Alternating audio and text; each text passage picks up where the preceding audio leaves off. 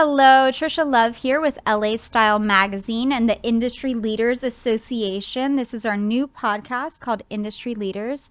And today we have with us a very special guest, Joseph Trujillo. He is a multifaceted entrepreneur, real estate leader, global speaker, and phenomenal father. Thank you for being with us today. Thank you for having me. Appreciate it. Absolutely. This has been a long time coming. So, It has been. whenever we have interviews, I love to kind of take it back, like rewind it on the track and give audiences a little bit of a glimpse of what it was like growing up. You've reached phenomenal successes in your careers that we'll get into. It's very rare someone reaches the top in one career, let alone now entering in your third. So, but before we get into that, can you take us back to what it was like as a little Joseph running around? What was that environment like? Where'd you grow up? And some of those influences that you had, positive and maybe negative. Let's paint the picture. Okay, awesome. Yeah, so Yeah. I was born in New Mexico. A lot of people don't know that, northern New Mexico, but I ended up moving to Los Angeles when I was about 3 years old with my parents. And we grew up in Huntington Park. Mm. Yeah, so Huntington Park is kind of at the border, for those that don't know, it's kind of in the middle between South Central and East LA. Okay. And so I grew up in a, very humbled one-bedroom apartment that kind of ran parallel with an alley. And it was an interesting upbringing, to say the least. I grew up in the late 80s, early 90s when, gangs were at their peak in Los Angeles. And so it was quite challenging just to, navigate as a young man in that environment.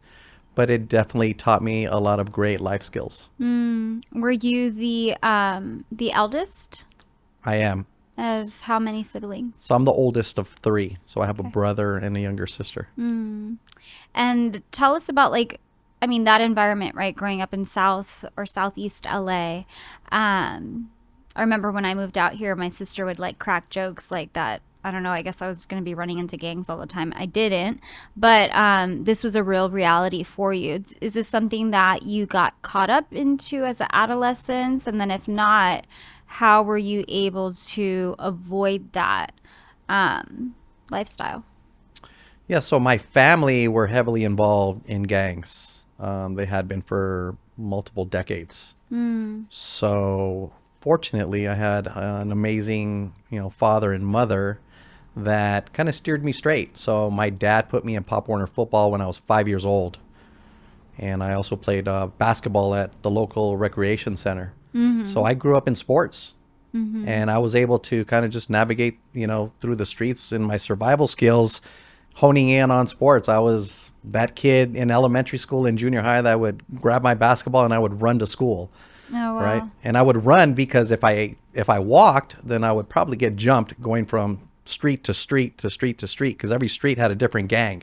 Wow. But I quickly learned that if I just put the basketball underneath my arm and I ran to school, nobody was going to stop me. Wow. So sports was my outlet. And so I'm really thankful that my parents, actually my dad really kind of adopted that, and he knew that the environment was really tough. And so he put me in sports and I started to excel at it, and it really kind of refined who I was as a young man. Yeah. Were you Yeah. ever afraid, like when thinking back, like when you were running to school as like a young kid? Oh yeah, absolutely. I mean, trust me, I did not go without getting jumped a few times. So there were often times when, you get chased down and you would get into fights. It was unfortunately it was very normal back then. Yeah, so the environment was not whether or not you were going to get in a fight, but what were they going to bring to the fight? Were there going to be knives? Were there going to be guns involved?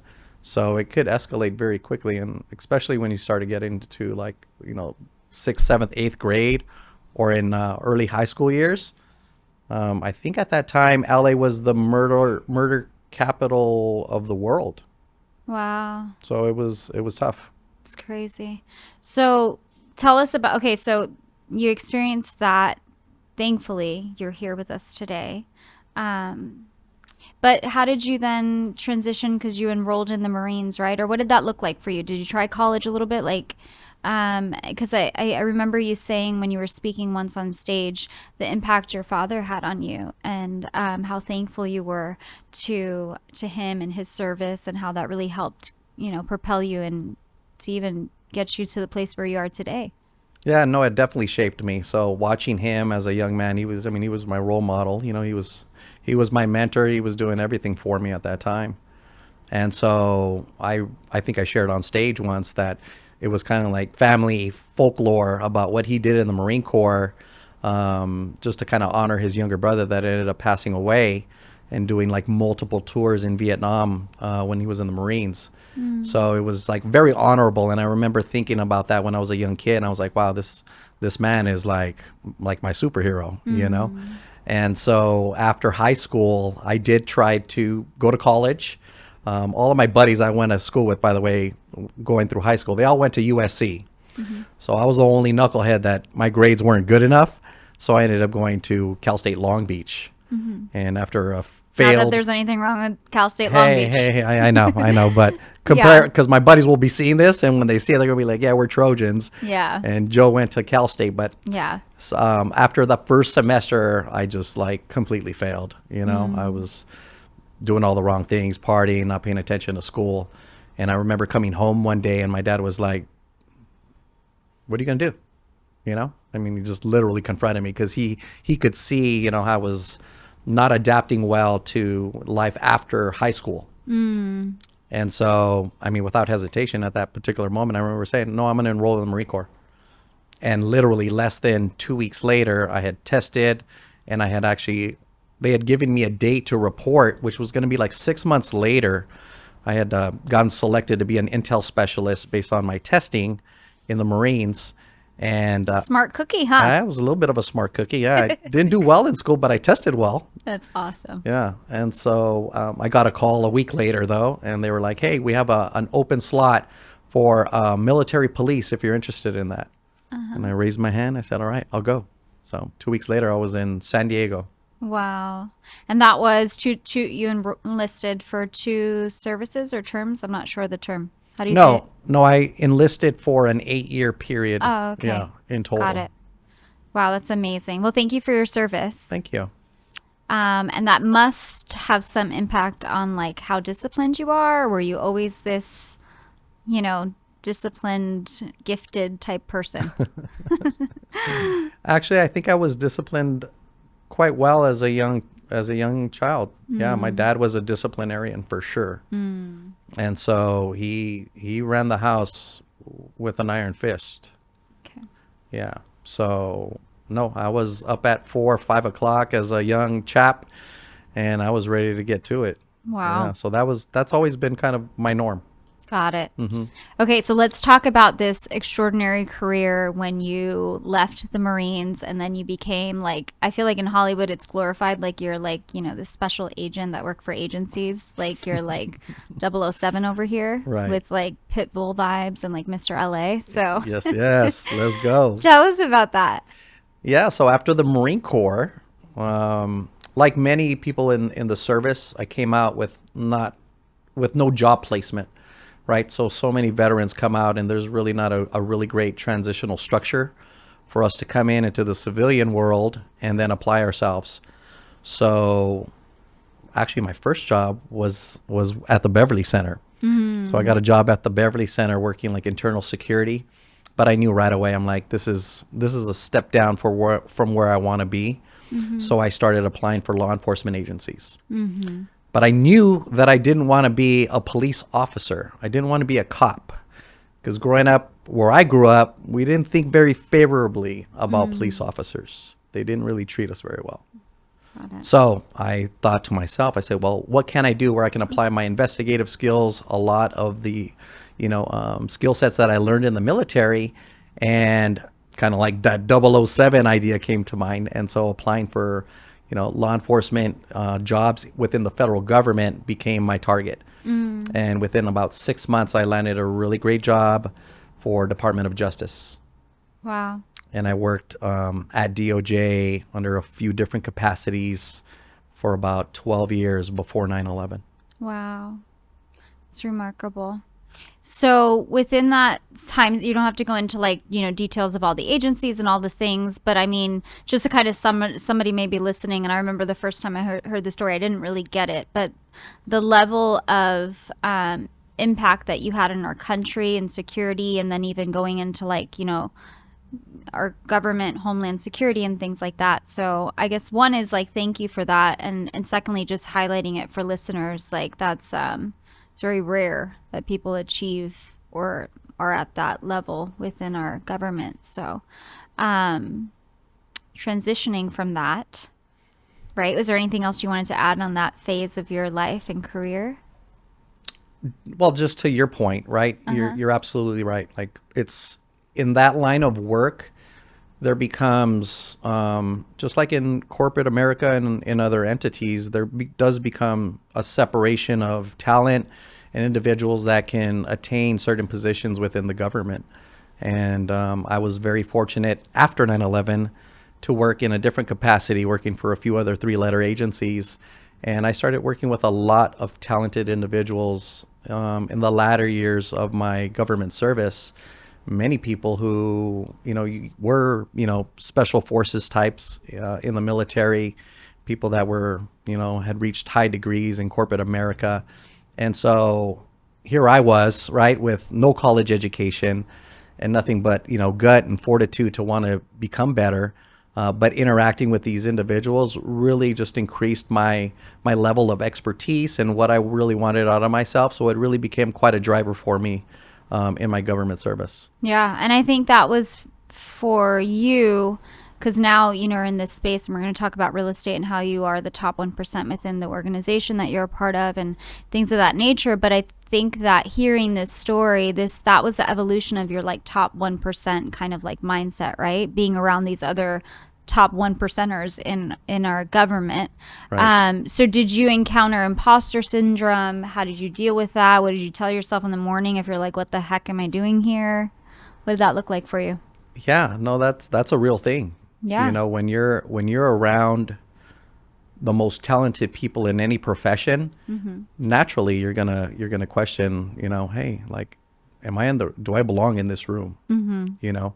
And so what I ended up finding out was, those were just, limited thoughts at the time.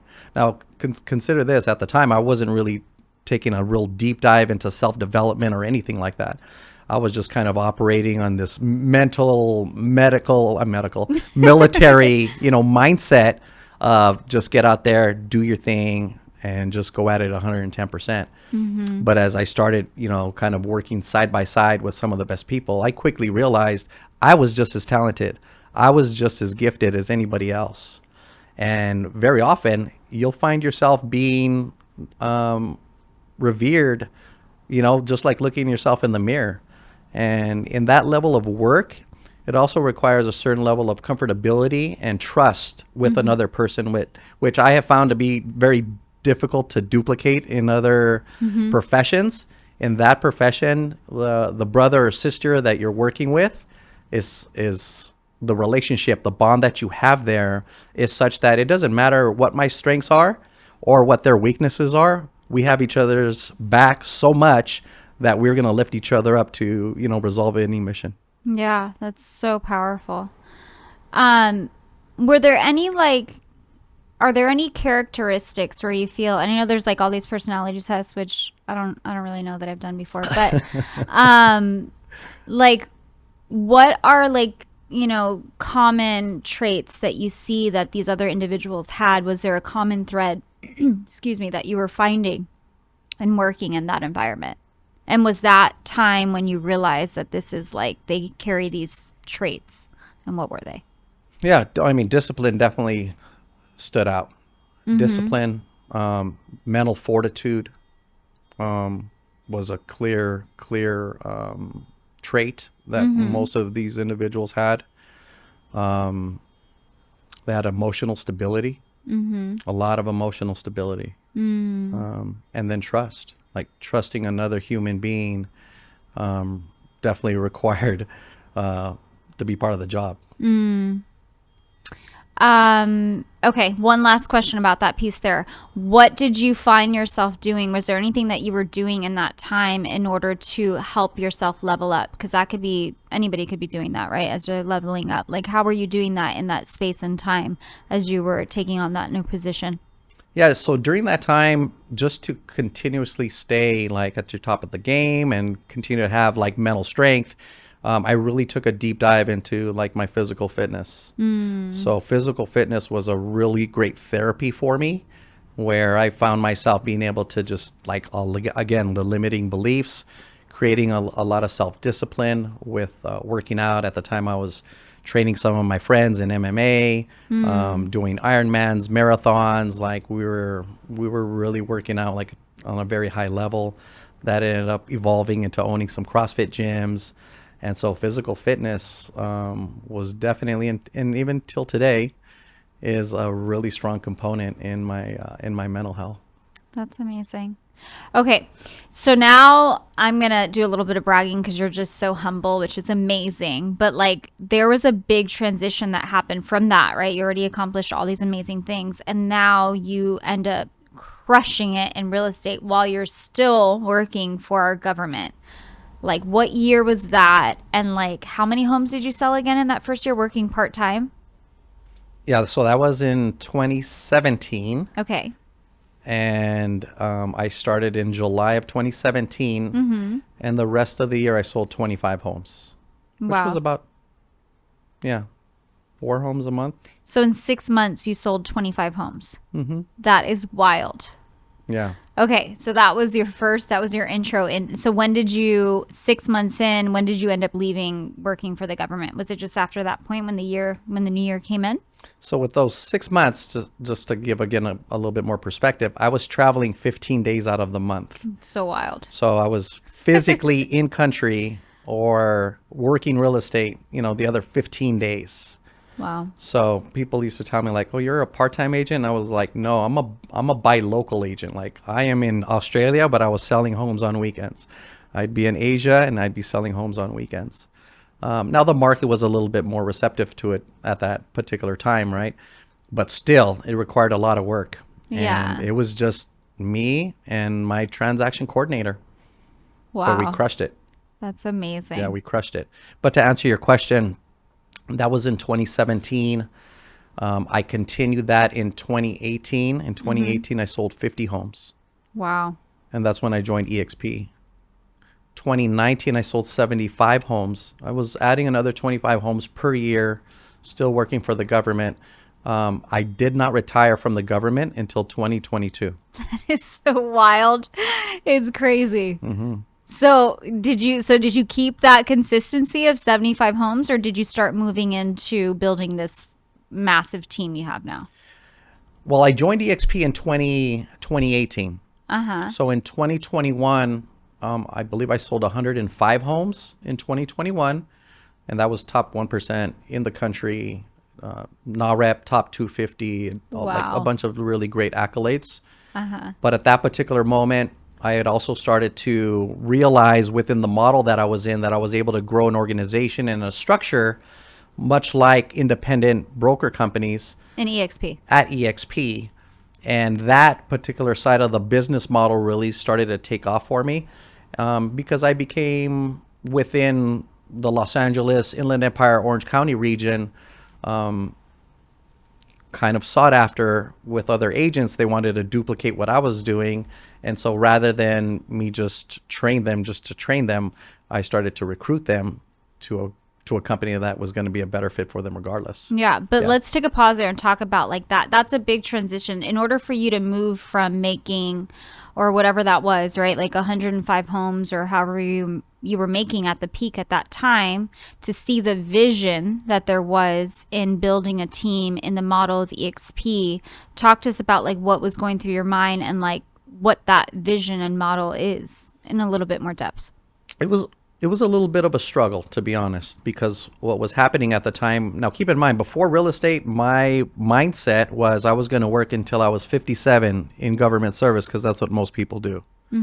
Right. And so 3 years into my career in real estate, I literally had put myself in a position where I was doubling the income that I was making as a government employee. So with that thought in mind, I really had to create my own transition, and like, how do I transition out of this fixed occupation and transition into a more of an entrepreneurial mindset? And so I created my own exit strategy. And the model that I'm in now really enhanced and kind of propelled that opportunity. And so it took a couple years to do it. It took about 3 years.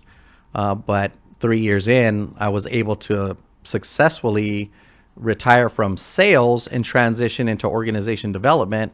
And it's kind of what leads me to where I'm at today within the same company. And within your organization, you have about over 1,000 agents, 1,400 agents. Can you, because for somebody that like doesn't fully understand it, which is our listeners and me, what is that model? What does that mean? Like, Right. how does it work? So the way it works is that, as you know, you attract agents to the real estate model, just like any other model in real estate. You know, any of the franchise models are relatively the same.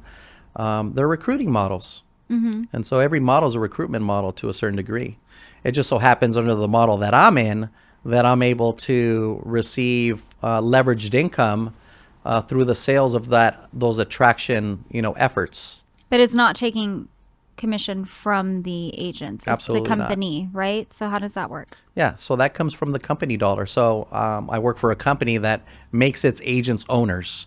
So every agent within the company has ownership in the company because it's publicly traded, and we share the revenue that the company makes along with stocks and shares for our agents. So it's a very, very disruptive model. And so when you see the opportunity and you start to apply it at scale, it becomes very, very profitable.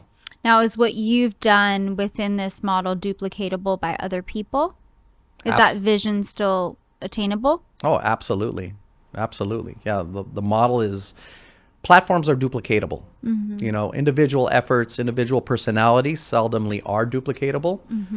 So when you're in a platform that people can find duplication in, such as the company that I'm with EXP, there are literally thousands of agents that are duplicating the same success measures that I've been able to obtain. And there's many that are crushing it, like way above like my own personal efforts. So that's a beautiful thing to see. And it really is the spirit of the model that I really love, because I know when I'm attracting agents that I'm attracting them not just to a better real estate model for sales, but it also provides an opportunity for them to see the vision, catch the vision, create legacy and wealth opportunities for themselves. So it really does give back. I love that. So one more question on this piece, because I know that, you've worked with some, but I'm just curious, if I'm an agent, right? Or maybe I'm not an agent, am I a broker? Is this still going to work for me? Because that's a big mindset shift too. And what's the vision for them? How do you explain that? To brokers as opposed to an agent. Yeah, so it's a conversation about traditional models, right? And so, I mean, ironically, almost every industry has gone through some disruption and change, but real estate really hadn't adopted one until EXP came around. And so in this disruptive kind of platform, we're able to take, it doesn't matter if you're a broker, it doesn't matter if you're a real estate agent, everybody has the same opportunity to build what traditional brokers always wanted. They always wanted to have a successful in-house business with a lot of agents that created wealth.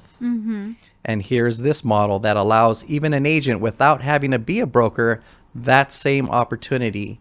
And they can scale it with a model that is profitable, that's growing worldwide. And so it's really a beautiful concept that's come together. And now a lot of people are understanding how a virtual model can really catch fire and change the entire landscape of real estate. Yeah, but you also have brick and mortar too. It's a virtual and brick and mortar, so you have that, and it's 90,000 agents that they've grown. It's the fastest growing independent real estate company worldwide. Is that correct? Yeah. So when I joined in 2018, there was 6,000 agents in the company. We just went over 90,000 worldwide. Wow, and you are the top 1% of the 1%. It's pretty wild. Yeah, it's Stat. actually less than 1%, but yeah, that's a Who's good round. That's a counting? good round number.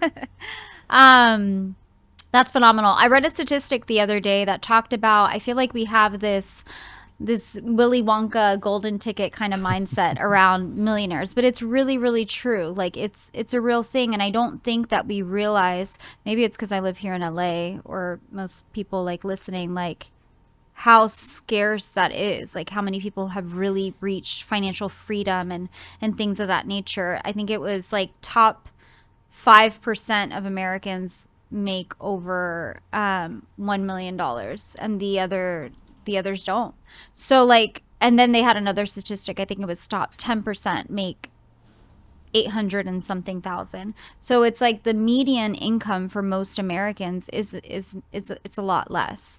Yes. Do you think that EXP is an opportunity to really create the most financial freedom that we haven't seen in a long time? In real estate, absolutely, bar none. Yeah. It absolutely is. I've been pretty blessed. I'm around a lot of great individuals that could never have received this type of wealth opportunity in other platforms. Absolutely. And Yeah. I love what you share. And I think another really strong component to that, and this is something that, through like some of my efforts with NAREP and other associations that, I've been involved with, is I love the conversation about making the wealth. That seems attainable, but the conversation that I think that a lot of people really need to dive into is how do we retain the wealth? And that's a conversation amongst, Latinos and African Americans predominantly, and a lot of minorities. Is we make money, we can go out there and crush it, but a lot of times in our communities, there's not a lot of education about how to retain the wealth and create true legacy that's going to be passed on from generation to generation. And what do you think is the tips or solution for that? It's Like, what is education. education? Yeah, it's absolutely education.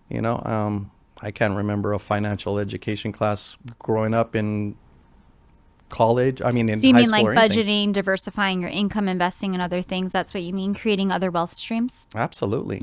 Absolutely. Yeah. And that didn't occur for me until, probably less than 5-6 years ago, to be quite frank, where I started getting into the right rooms with the right people that were having these conversations that kind of enabled me to create different outlets. Yeah. Did you feel like that one emoji where the brain is exploding? Oh my gosh, I was every emoji. Trust me, like you name it, I was popping emojis left and right.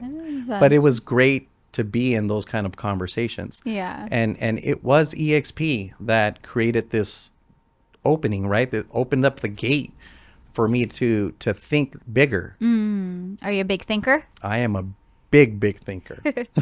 That's a question that he asked to some people. So, okay, one last thing on this piece. You mentioned, I don't know if if you can't say the stat. I think it's a public stat, but it's something about like the growth, the expected growth, or the projection of like growth with EXP. Can you touch on that? Because that's like mind blowing, also. It is. Yeah, I love that. Because it's like free game. Like it's happening one way or another. Are you in the game or are you out? Right. Okay, so what's Yeah. that about? Because people think 90,000 agents, that's a large sum of agents. I mean, we are the largest independent in the world. But what I really love about the opportunity that's at hand now is the growth opportunity that's ahead of us. So we're only at around 6 or 7% market share in total in real estate. So we still have 93, 94% growth opportunity. And what that means is, like, in conservative numbers, we're at 90,000 agents now. In the next 3 years, we'll be at around 300,000 agents. In the next 7 to 10 years, we have a growth plan to go to 700,000 to 1 million agents worldwide in the next 7 to 10 years. Wow, So, that's incredible. and it is not far-fetched. Like, people look at me crazy when I say that. There's 22 million real estate agents in the world. Wow. We're in 24 countries right now. We'll be in 100 countries. 1 million agents is not far-fetched. Wow. So let's talk big vision, big thinker, right? You have about 1,400 agents now. What's your big vision for your mission, like what you want to do, your passion for helping these individuals, right, attain? And like, what's the big vision? What are we going to be looking at for yourself in 5 years? So it's really more of for my community, right? And so I've been aligning with some phenomenal leaders in real estate all across, the nation and a few internationally. So our organization, right, which is my organization. What is it called again? Dream Chasers. Okay. Yeah, I love Dream that name. Chasers. Yeah, thank you. A lot of people really like it. Did you think of that on your own? I did. Wow. And Yeah. was there a couple options, or was this just like you knew it when it like came? I actually got the idea from my brother Victor Sanchez. Okay. Yeah. So my brother Victor Sanchez, who's was at a large financial company, had said, "Hey, man, you need to create like a name, like a moniker name for your team. That's what everybody does to create community." And so, kind of like brainstorming with him is how it came up. I love that. Yeah. Okay, so it's for Chasers, the organization. Yeah. So we'll be at 5,000 agents in the next 2 years, and our growth plan is going to be 3x every 3 years from that there on. Wow. So in the next 10 years, we're looking at about 50,000 agents worldwide. Wow, that's amazing. I love that. Let's see. I definitely just my brain is just all like on these like but let's take it back. Okay. So you've had various careers where you've hit top 1%, which is just wild. What is the biggest lesson you've learned in business that you'd say, out of these years that you've been crushing it? The biggest lesson is one that I learned like 5 years ago when we were kind of going back to like having financial conversations. It really is about education. It really is about conversations and who's in your circle, right? And so I find myself just again being blessed and aligned with amazing individuals that will connect me with coaches and mentors and having masterminds and having conversations that I would never have had on my own. So instead of just thinking very independently like a lot of entrepreneurs think, I really have now a vision of connecting with the best coaches, with the best trainers, so that I can continue to grow and scale. That's probably the most important asset that I think that I've been able to obtain in these last few years. I love that. And I've seen you've recently been on this very outspoken journey of your faith and how much that's impacted you.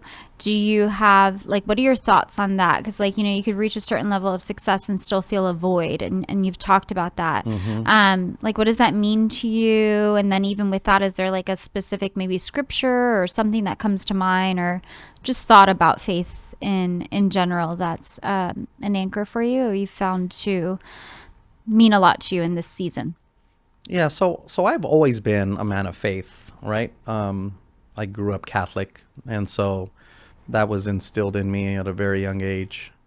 But admittedly, throughout my different careers, I operated in a space where I really didn't pay a lot of attention to it. I remained faithful, but I kind of just did my own thing. God wasn't a really big part of my life and my plan.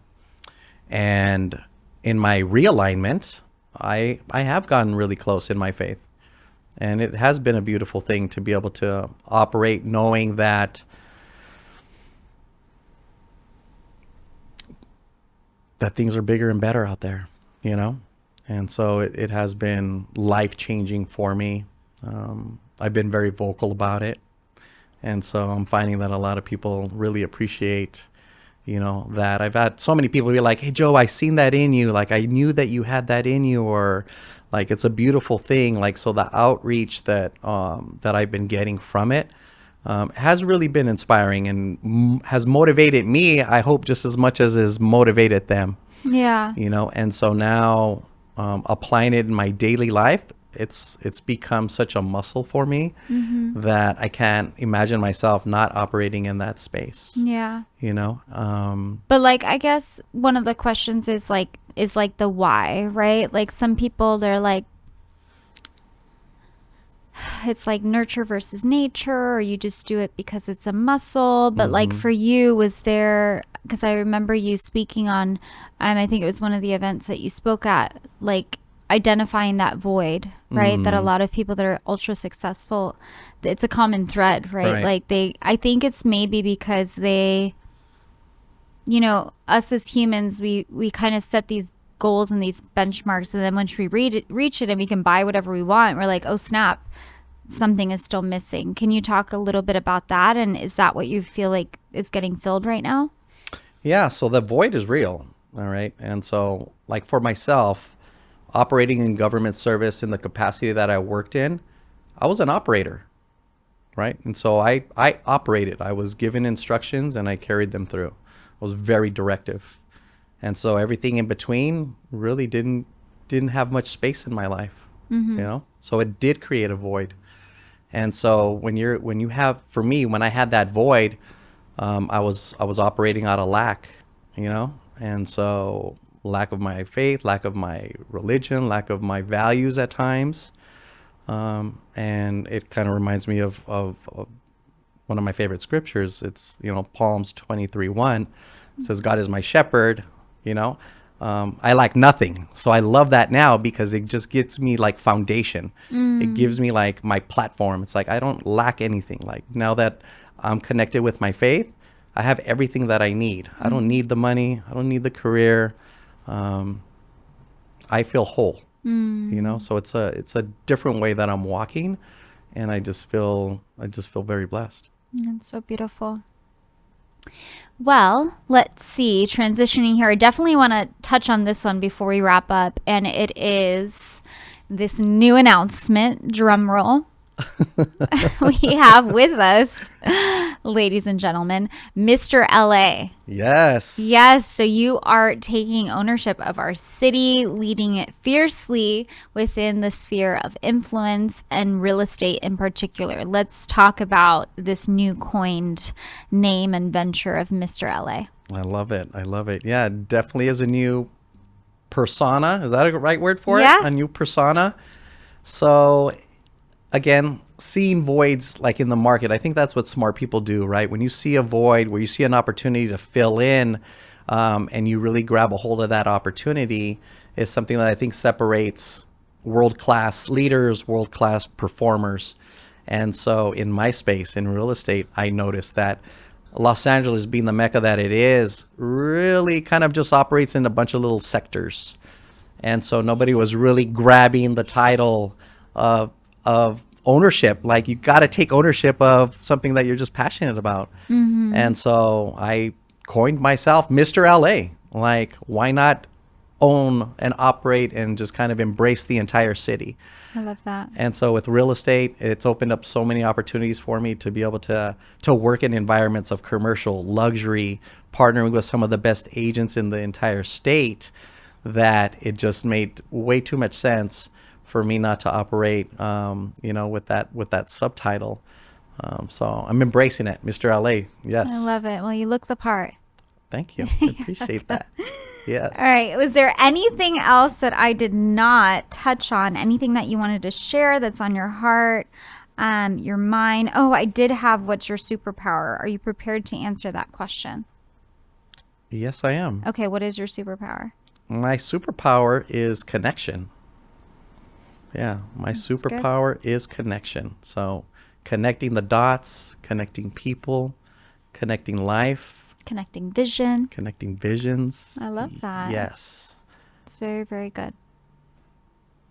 I love that. And I do believe that you are a very like servant-led leader, and people, that's why they follow that, and you're able to connect with them or connect them to other people, because that's where your heart is. So that's beautiful. But yes, in conclusion, was there anything that I did not ask, something that you may want to share on your heart or mind that you want the world to know? That's a tough question. I wasn't expecting that one. Gotta give you a I love curveball. that. Gotta throw a curveball. No, so I think I just wanted to share that in real estate, I think it's a beautiful profession. It's amazing to connect with a lot of people, and I'm very thankful for that. But I am now exploring like a lot of other opportunities that run parallel with it, right? And so I've developed a great passion for wanting to speak. And so I never imagined myself doing public speaking to a very high degree. But when I was given a few opportunities to take the stage and just kind of tell my story, I have found quite an appetite for it. And so now I've been given a lot of opportunities, and I'm looking forward to many more to be able to grace some stages, to share my story, which will in turn, I have another short-term goal of writing my own book here shortly. And again, being able to take what I've done, you know, as a child, in my adolescent years, as a young adult, and to be able to pass that on, to future generations. And I've had a lot of people tell me like, dang, Joe, I didn't know that this is where you were raised or this is what you did in government service.